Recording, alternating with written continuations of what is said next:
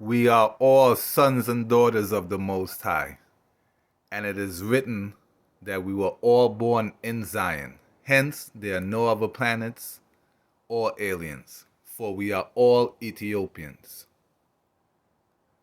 But by the time this video is done, you will understand that it's one big black-white Egyptian-European family that has been controlling Africa for at least the last 2,000 years.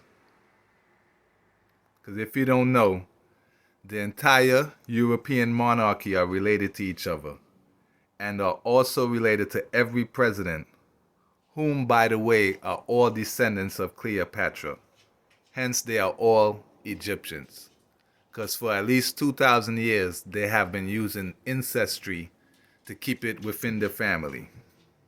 If you don't believe me, ask Harry. He just married his cousin, Meghan. And in the book, Blacks Before America, it states that Egypt was called the granddaughter of Ethiopia, and Egyptians were referred to as disobedient Ethiopians. In other words, Egypt/Kemet was the first people to start paganism. They were the original pagans. In other words, they were disobedient Ethiopians, because Ethiopia follows one God, one Almighty God. But Egypt, they would have you worship any and everything except the one Almighty God. Ancient Egypt would have you worship the sun, the moon, animals, horns, anything except the Most High.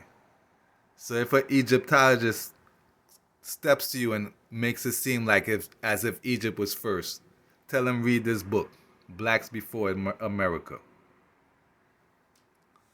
Alright, let's see the correlation to Europe and Africa. Because according to some Egyptologists, they want us to believe that whites were made in the Caucasoid Mountains, as if white people have their own God that only makes white people in Europe. When in fact, life started on the Ethiopian continent, and Ethiopians migrated all around the world, because we were all born in Zion. So we were the ones who migrated. It wasn't a special white god in the Caucasoid Mountains. So let's see the similarities to Europe and blacks. When we look back in history, especially throughout the period of the 1500s to the 1800s, we see kings, queens, lawyers, mathematicians, leaders of state. We see knights and saints. Slavery, as you know it, was a hoax, or what we call a psychological operation, because the black race was already in Europe, as we can see depicted in the art here. And we also know that the black race was already in America. All of the photos I am showing you are from European royalty. By understanding our true history, we can break the stereotypes that are cast out for us in society. Those who don't know their history are doomed to repeat. Alright, this is a story of an ancient city of Neapolis. You'll notice that Egypt equals Greece, which equals Rome. They're the same bird, just with different colored feathers. Let's watch. The ancient city of Neapolis. Most people are familiar with the legend of the sunken city of Atlantis. However, the lesser heard the sunken Roman city of Neapolis was also discovered by a team of divers. In a joint Tunisian-Italian archaeological mission, remnants of ancient Roman port city Neapolis were discovered off the coast of Tunisia in the Mediterranean. Roman street signs, monuments, tiles, pots, columns, etc. were Notice, it's a Roman city, and what do you see? Egyptian sculpture.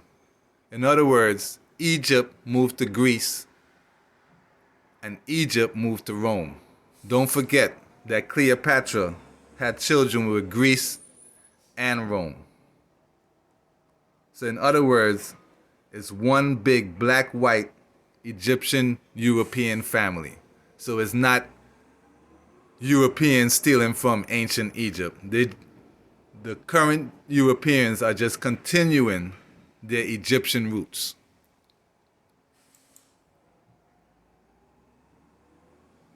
Notice the similarities, because it is written in Trinidad and Tobago is a kind of place where on Easter weekend, in the middle of Ramadan, you could be celebrating Passover and Hanuman Jayanti. In other words, in the movie Hidden Colors, it states that all religions stem from Egypt, because that's where paganism started. It started in Egypt, then it continued to Asia and Europe and to wherever.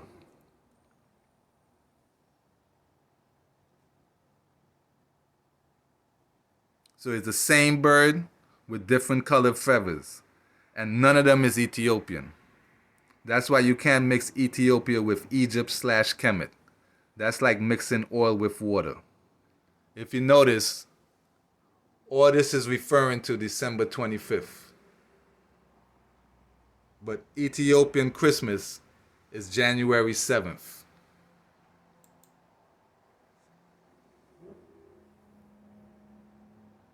So you see, first it was Horus, then Mithras, then their white Jesus story. So it's Egypt to Greece to Rome.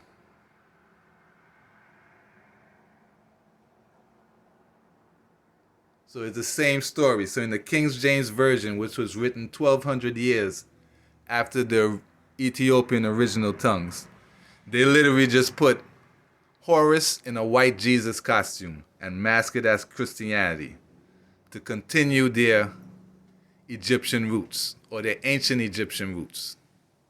So they're basically mixing in mythology within the Bible. So as you can see, it started in Egypt, it went to Greece, and it went to Rome. Because Rome is basically a continuation of Egypt. And we all know that they practice ancestry. So they've been practicing ancestry since ancient Egypt. They continue it in Greece, and they continue it in Rome. So ask yourself, how could England have an African black emperor unless blacks were having children with whites?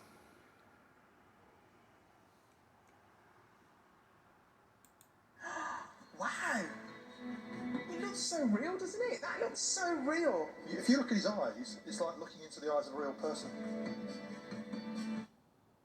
The most important Roman, I would argue, who actually ever came to Britain was the African emperor, Septimius Severus. Hold on. Let's just stop there. Okay. Are you telling me there was an African emperor? There was an African emperor, and he was one of the greatest Roman emperors. Actually, I can show you what the family looked like. Really? Because we have a portrait here called the Severan Tonda. This is like a photograph Oh my goodness. of the Severan family. Are you ready? Yes, I'm ready. There they are. Wow. It's amazing to actually see his portrait. It's a black man, isn't it? I always remember them. Notice, black man and his wife look white. So in other words, it's one big black-white Egyptian European family that has been controlling most of the world for the last 2,000 years. And we all know that they practice ancestry. So ask yourself, if they were all white, how could Harry marry his black cousin Meghan? If they weren't mixed. So it's one big black-white Egyptian European family. And it is written that we will be enslaved by the Egyptians, not necessarily in Egypt.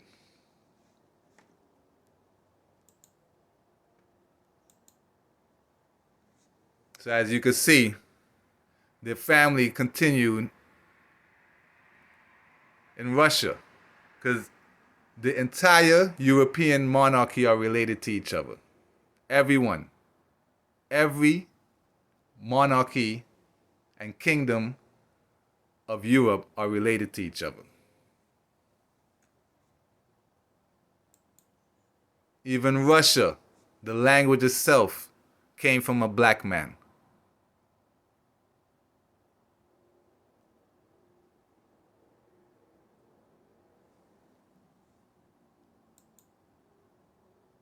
Even to Portugal.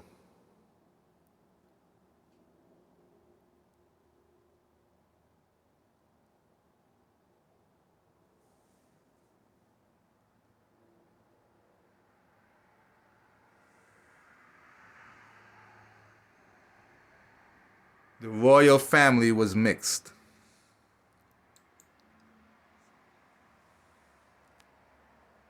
Remember, the entire European monarchy are related to each other. And they are also related to all presidents.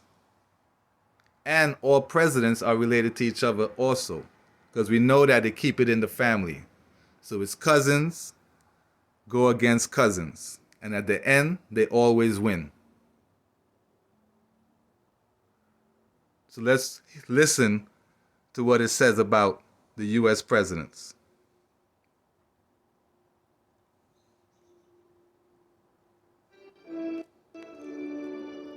Now that we know Vice President Dick Cheney and Senator Barack Obama are distant cousins. In my book, there's a lot of genealogical research, going back, Dick's family, my family, these heroic and amazing tales of people who went west. But one of the things I discovered is that Dick and Barack Obama are 8th cousins. Well, is that an amazing thing? Yes, if you go back 8 generations, they have a common ancestor. The New York Post decided to check into the genealogy of President Bush, and his family tree has people talking. Many of the United States presidents have blood relations with each other.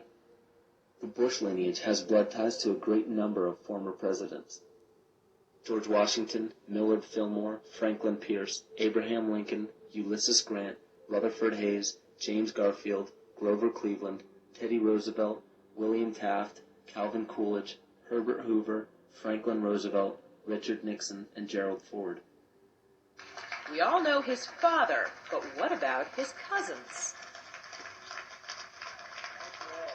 Check out this family tree, done with research by Ancestry.com. Let me take you through this, branch by branch. Vice President Dick Cheney, the man who's only a heartbeat away from the presidency, is actually a blood relation. He's President Bush's 9th cousin once removed. Cheney's cousin Barack Obama is also Bush's 11th cousin, and the 9th cousin of Brad Pitt. In either of those first 2 books, though, who knew you and Dick Cheney cousins? Listen, I don't think I'm going to the family reunion. I don't know how I'll be greeted. Michael Tessarion points out in his work that Bush is closely related to every European monarch on and off the throne, and has kinship with every member of Britain's royal family. Bush's family tree can be documented as far back as the early 15th century. He has a direct descent from Henry III and from Henry VIII's sister Mary Tudor. He is also descended from Charles II of England. What if we were to tell you that American presidents aren't chosen by ballot, but instead by blood? As you could clearly see, they are all related, and they are all descendants of Cleopatra. Elizabeth herself is the 87th generation of Cleopatra. Because if you times 87 times 23, you will come up to 2001. And a generation is approximately 20 to 25 years. So let's see the similarities between England and Egypt. The Union Jack is red, white, and blue, the same colors as the 3 crowns of Egypt. Number 5. The royal scepter originates in ancient Egypt and was carried by the Egyptian god Amun and by Egyptian pharaohs, who called themselves the Son of God. The royal scepter is now carried by pharaonic descendant Queen Elizabeth II. Her scepter contains the world's largest cut diamond, called the Star of Africa.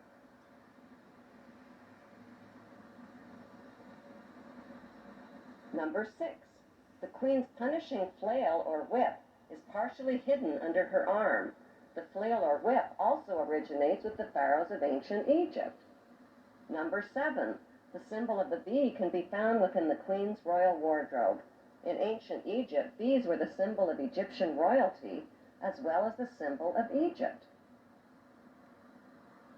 Number 8. The symbol. So as you could clearly see,